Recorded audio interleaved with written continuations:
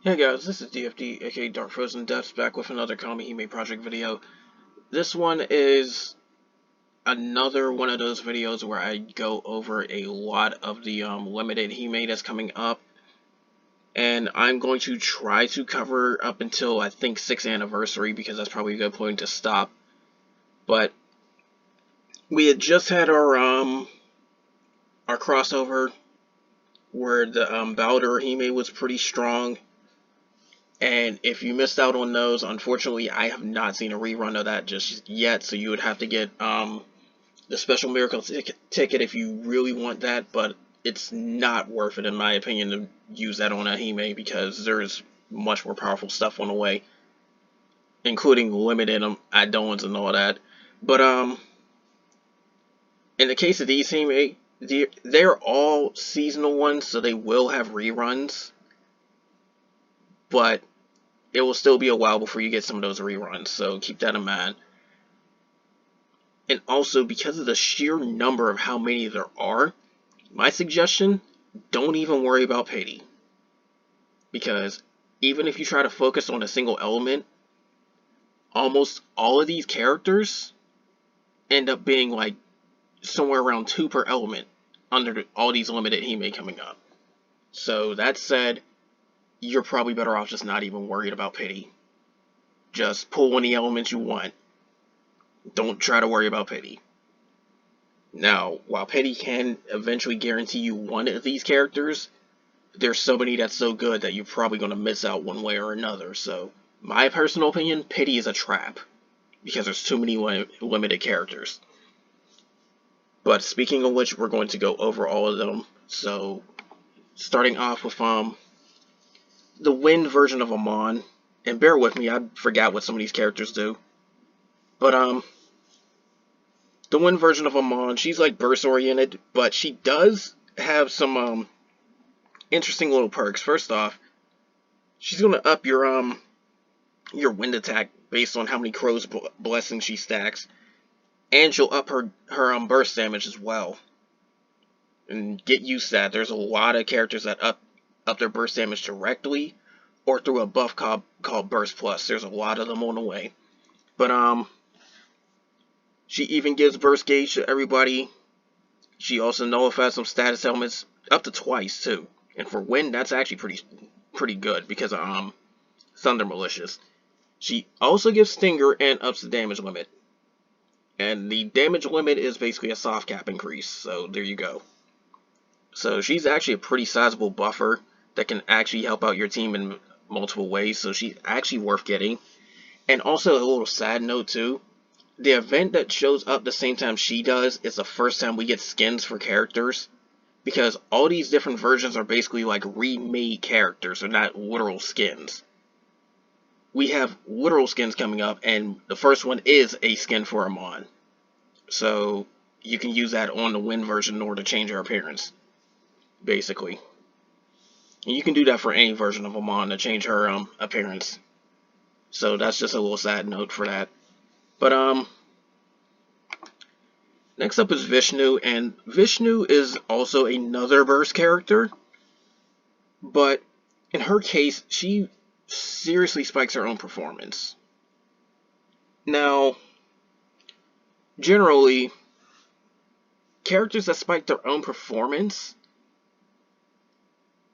aren't really what you would focus on, but her burst gauge field can be so insane that it offsets that little issue right there.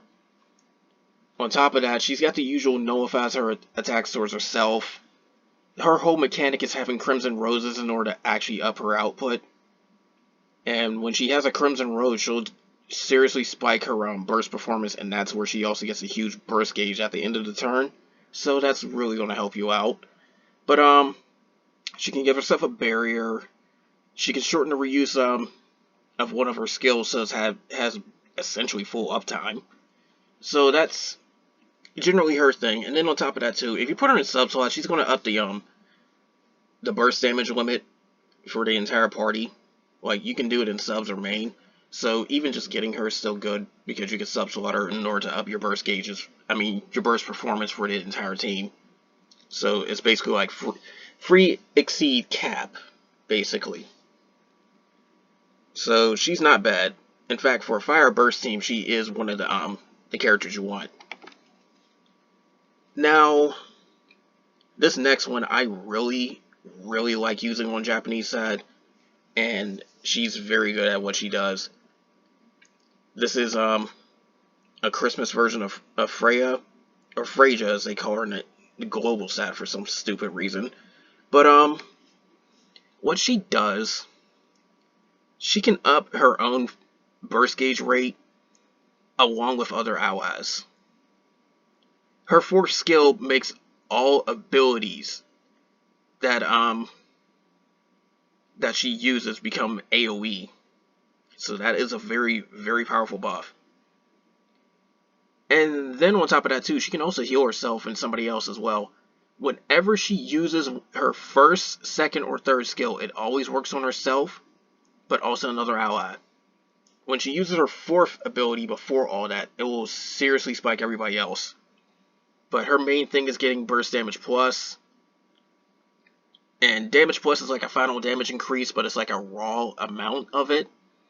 So it's like whenever you give damage plus to somebody, it tacks on a set amount of damage at the end of it, instead of a percentage. That's what damage plus basically is. But she does that. Whenever she uses an ability on somebody too, she's upping her own attack and defense along with that character, so that's also a nice little bonus. And she has the same little burst cap passive, just like a few other characters as well, so that's a nice bonus too. She is used quite frequently on JP side from what I've heard, because of the AoE effects and all that. But the thing is that fourth skill is only once per battle, so once you use it, that's it. But it is a very powerful version. It's actually stronger than Awakened Frey, in fact. So that's something to know. But it's only one time used, period, point blank. Generally, you want the fight to end before you need it again. But it's a very good ability right there. Speaking of Frey, she gets another version, and it's a dark one this time. And again, Christmas, and again, burst focus. So here's the thing: when she starts stacking her special buff, she will start getting a lot more performance. Like, she'll start nuking a lot harder, give additional damage. She'll also up her burst gauge. She also comes with a special type of debuff. It is burst resistance down. If you've seen some of the other videos where I explained it, burst resistance and normal attack resistance are special defensive debuffs that work towards those types of damage. However, they also bypass the 50% cap. So you can get 50% in defense down, or 50% in the elemental, or whatever. Then toss on burst resistance down and get up to 70% defense against burst.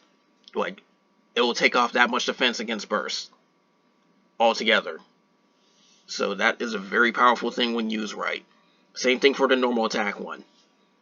But she can also instantly perform normal attacks as well. So that's something else to know as well. But generally her main focus is that burst resistance debuff. But she does have a lot of other stuff that really helps out, and she also has that same cap up for burst for the assist ability. So that's another bonus. But again, she is probably one of the if you're trying to get a good dark burst team going, she's probably one of the higher priorities because of that burst resistance, because dark is starting to be able to burst a lot. So that's something to know.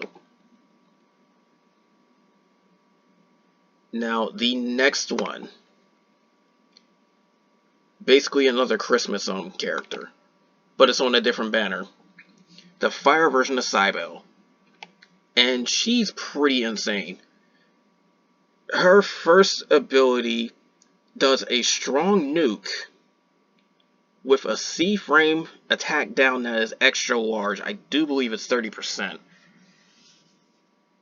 That's already quite good. But what else she also does nullifies all attacks against all allies. After 3 turns have passed, that's when you can first use it. But this will just pretty much just 1 turn, you take no damage no matter what. So there you go. Something very, very good for the wind militias. The third thing is the biggest part of her kit, because it is essentially guaranteed triple attack, increases her normal attack performance, and then on top of that, it has the same duration as its cooldown. However, it's only available after the first 5 turns. Once those 5 turns pass, you can pretty much give her guaranteed triple attack with boosted normal attacks for the rest of the fight. And it is strong, especially combined with her assist ability, which gives her follow-up damage from normal attacks, meaning she'll deal extra damage after each normal attack hit. So she did 3 normal attacks. She's now getting basically 6 hits. Free follow-up damage with it. It's not the same amount as the normal attacks. It's a percent of it. Usually about like 40% for those type of effects. But it does really rack up a lot of damage. And then on top of that too, you can use it alongside the bracelet set and get like even more extra hits. So there you go. Not to mention the bracelet set does get buffed a little bit later too, so that's going to up normal attack damage even more. She doesn't need Tiara set. Give her bracelet set and you'll love it. So if you happen to get the fire version of Cybele, do that.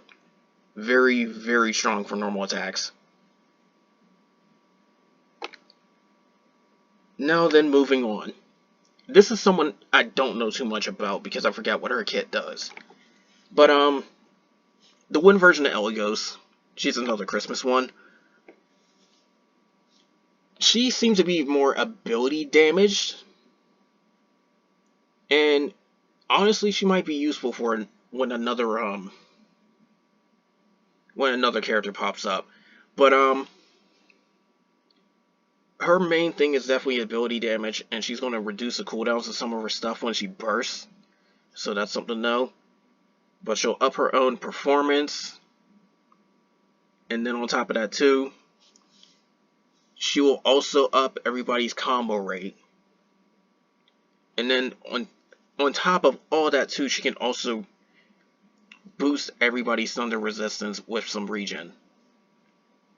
But whenever she has that aura up, and any ally uses a red ability, she will deal wind damage to all enemies. So it's like an ability nuke. There is a character later on that we can unlock from the higher tier raids called Edison, who also has something kind of like that.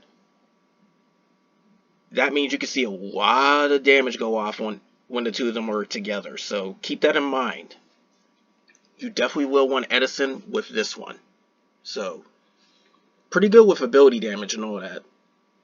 You just need the right effects. Just keep in mind that Aurora won't last forever. And you do need to make her burst if you want to use it more often.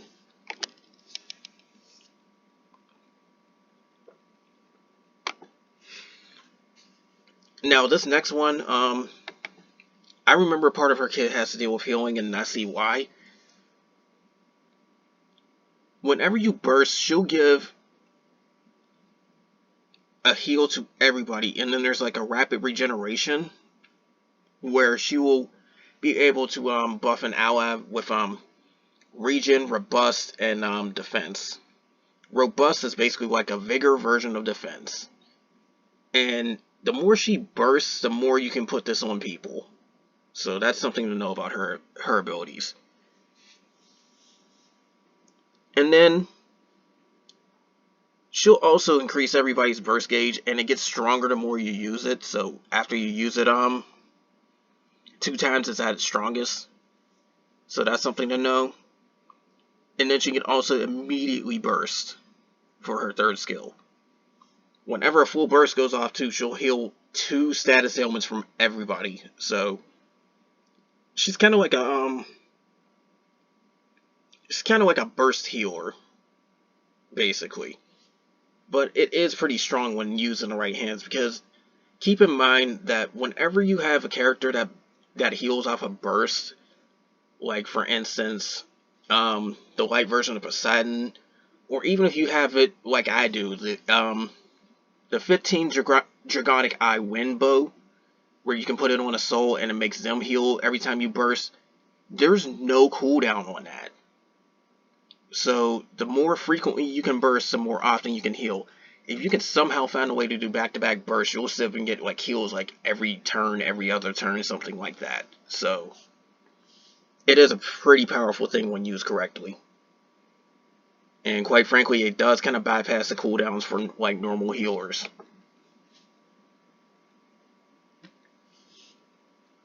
Now then, this next one, the Thunder version of Pluto. Also another very powerful one because of the simple fact that she has a lot, and I mean a lot, of buffing. Now, she can activate her second skill without using blocks whenever she bursts. And the thing is, that second skill gives you random buffs that are permanent, on top of also stacking attack buffs, which is basically more assault. So that's something to know. Then on top of that too, her first ability deals damage to an enemy, but when you eat up burst gauge, you can use it again. Like you can use it up to 2 times in the same turn, so she can also do some like ability damage if need be. And then the third ability also has burst plus for all allies.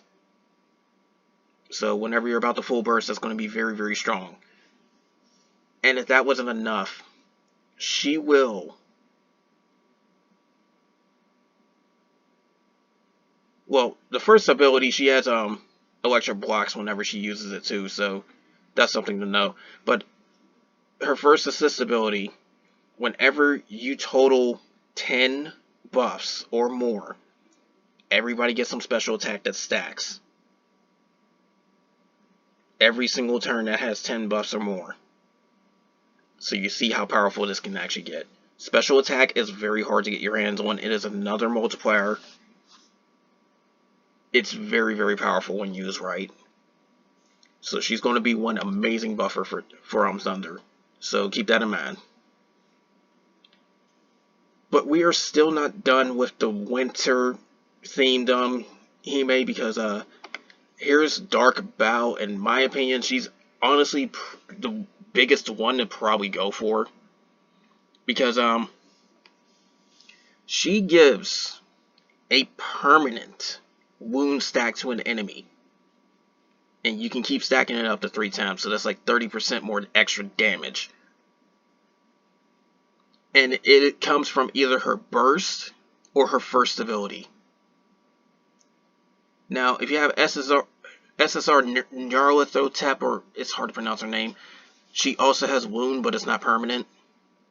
But what makes Bao stand out above her is the fact that, well, SSR Nyarl actually has a lot of debuffing.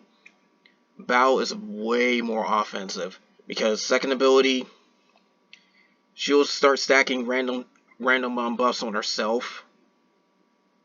And then third ability, she will give herself regen and be able to use the other abilities. If that wasn't enough, based on the number of stabs on the target, which is basically wound, she will give a damage increase for all allies, along with a triple attack increase.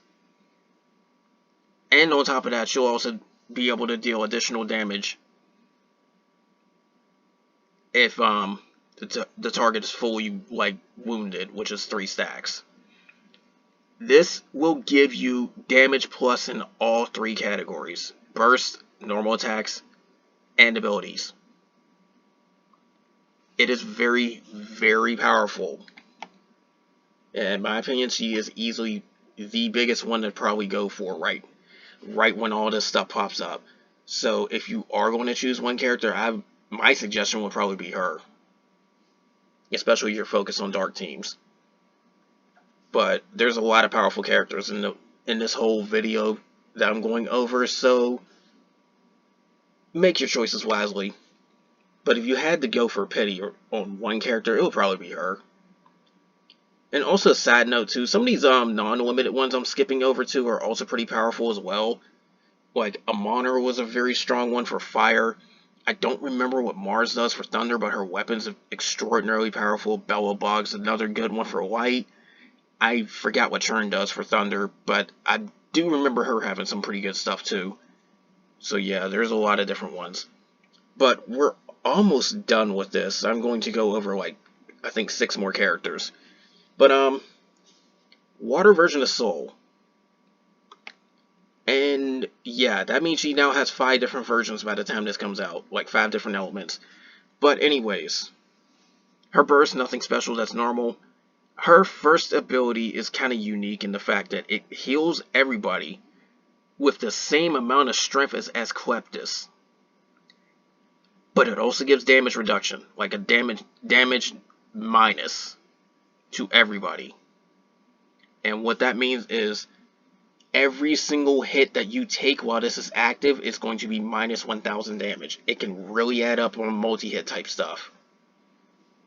So that's something to know. And you can also combine it with your cuts, your defense buffs, stuff like that. Barrier, all that. Second ability. Gives herself chocolate, which is how you generate all that. But it also raises the recovery limit for everybody. So if you remember Awakened Soul, that's pretty much what this is. But it also will damage all water enemies. Third ability, attack and defense down. That's pretty standard at this point for a lot of different stuff. You got more debuffing. Now, here's where the chocolate comes in. If she's holding a chocolate, which is only going to be like, I do believe, 2 turns. But if she's holding a chocolate, everybody's fire resistance goes up, and she recovers a status element at the end of 1 turn, and she gives you basically regen level HP, like 300. So there's that. Then her second ability, if she has chocolate, she deals water damage and removes 1 enhancement from all enemies. So she's pretty good all around. But in my honest opinion, if you have SSR Phoebe, or Phoebe, it's hard to pronounce her name too. If you have the SSR version of her, you probably don't need to go after Soul. But of course, the people that like Soul a lot are probably going to go after her anyway. Just know that she's very good. Speaking of another character that's very good, and I hate to say it, but a lot of these limited characters really are. But dark version of Ash, or Ash Raya is her full name. She will up the special attack of dark characters. She can give burst damage plus to all characters. She can provide a crap ton of buffs to all characters. She can increase the burst gauge of all characters. But the burst gauge needs the chocolate cakes, I remember. But there is just so much stuff that she does for the team when it comes to bursting and buffs. So keep that in mind. And again, special attack is very hard to get your hands on, so this is definitely worth it. But again, very, very strong. And then also a side note to at this point, Soul and Ash are the first 2 limited characters to have a weapon that can not only Final Break, but go into the 5th star, which is Final Break 2 for the official name. So, that said, you can FLB and then ULB these weapons, or FLB2 if you want to call it that. So, keep that in mind for the weapons from that point on, because every single new limited Hime, I don't know if they'll do it for the old ones, but every new limited Hime from Water Soul and Dark Ash onward is going to have weapons that can hit 5 stars. So keep that in mind. Speaking of which, we go into Fire, which is Azuka. And this one is interesting because if you remember the awakened version of Akala, she had a distortion ability and then was able to give everybody a rage punish. This Hime has it too. Only it says it's a critical effect. So I do believe it's critical multiplier. So that's something to know. And it's a pretty strong magnification too when enemies are raging. But that's her whole kit for more or less. It's basically she can put an enemy into distortion which acts like rage. And then also hit them very, very hard when somebody's in that rage state. So that's something to know. And with her and Akala, that technically would mean that you can get like 3 rage punishes off with fire by using those two along with Hector. So some interesting little strategies with that one. So remember that. Now the bigger one for the for this next limited thing I'm covering. And keep in mind, Azuka and Azuna are both from the Ayakashi Rumble game, and that's a crossover. So that's literally the last new crossover I know of as of right now, because there will be a repeat one eventually. But Azuna's a better one in my opinion because of the fact that what she does is very, very powerful. It's defensive, but it's very, very powerful.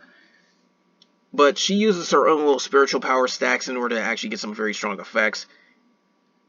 She can put 50% damage dealt down. This is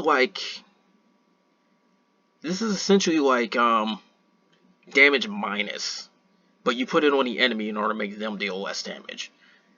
It works outside the attack debuffs, so you're essentially getting like 1/4 of the normal damage just from that and the max attack down. That's insane. She can also up everybody's attack and defense. Give it says give vitality. I think that's vigor. And she can also strengthen that to be like double effect. It's a very strong one too. She can recover everybody's HP like every 4 turns, which is very, very frequent. And if she eats up one of her spiritual powers, she can also give herself an auto revive, along with everybody getting the AoE heal. So that's very, very strong. And plus, the more of those spiritual powers she has, the better her healing gets as well. So that's like free ascension for her. She also will gain spiritual power when she combo attacks. Like, it's based off of the number of attacks. She gets like 2 a turn if you can triple attack. So that said, it is very, very powerful for like defensive based stuff. If you get her, you may or may not need anybody else on Win to cover for healing, because she's just stupidly good, like insanely good.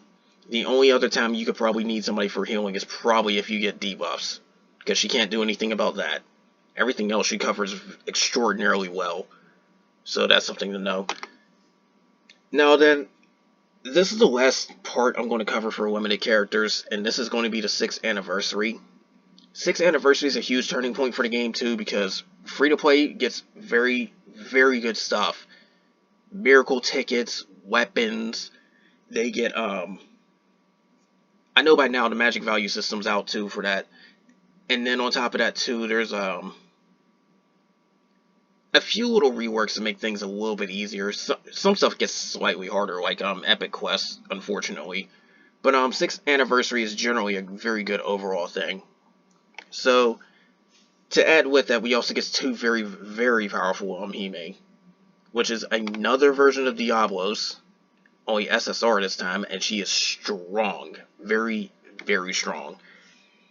But her whole gimmick is to eat up burst gauge to very powerfully boost everybody. She can also eat enemy orbs and gain burst gauge off of the number of charges she'll take out. On top of that, she also deals some pretty strong ability damage. Whenever you summon too, like summoning Adolin, she will nuke with her first skill. And on top of that, If she has 5 buffs or more, her special attack goes up. She can deal a lot of damage if done correctly. She can get your team dealing a lot more damage if done correctly. So, very, very powerful character. Just know that her super strong buff will eat up 100 burst gauge from everybody. You have to have 100 burst gauge from everybody. So, you're sacrificing a full burst for like a very powerful 4-turn buff. Which, if you can set it up right, you can get that burst gauge right back. So, there's that. Now, the other one, which is the last one I'm going to cover, is the light version of Och. Now, remember how I said that Elios will be very, very good with Edison? So is Och. And the main thing with that is the fact that she deals a lot of ability damage. She can also give some decent buffing based on the Guardian factor she gets. But her main thing is ability damage. She will nuke a lot and then get some extra hits off whenever allies use red abilities, like every 5 turns during one of her special buffs. So that said, she will deal crap tons of ability damage. I've seen some stuff where she's did like 8-digit ability damage, like 10 million plus, and that's outside of Union event. So very, very strong, very, very powerful.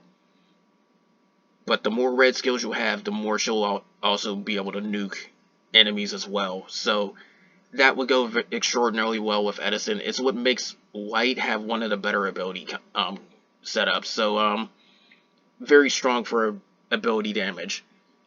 But that's all for this. I know this was a long video, but there is a lot of characters to cover. There's some I didn't even cover that are also pretty strong too. Like I'm even seeing the Wind version of Kali and the Dark version of Phosphina or whoever. I'm not sure how good the Wind version of Kali is, but both versions of her very good for sacrificing a character in order to get some other ones buffed up. Because there are some characters in the game that will be like that by that point, which is Alexander, and then on top of that, Wind version of Mana has always been in the game for a while. But a Wind version of Monez is like a limited character too.